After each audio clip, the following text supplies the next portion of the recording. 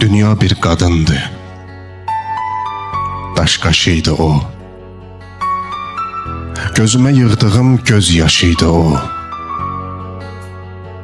Sevdiğim bir gülün adaşıydı o. İlahi, bir kadın sevirdi beni. Belki de bir yağışın içinde kaldı. Ben bende, o Allah gücünde kaldı.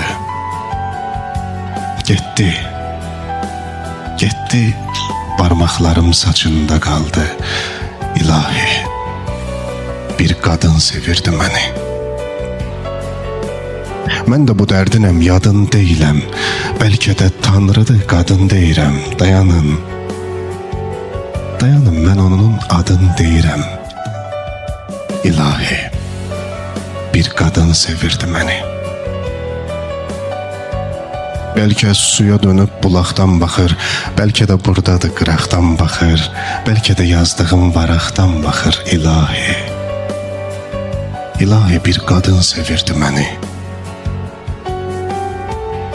Axı neyniyəydi bir naşı ilə o, getdi kədər adlı sirdaşı ilə o, qoydu imzasını göz yaşı ilə o. İlahi, bir kadın sevirdi məni.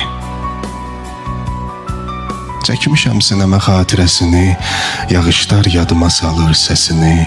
İlahi, haçansa rastıma çıxsa ona, yalnız ona bağışlaram son nəfəsimi.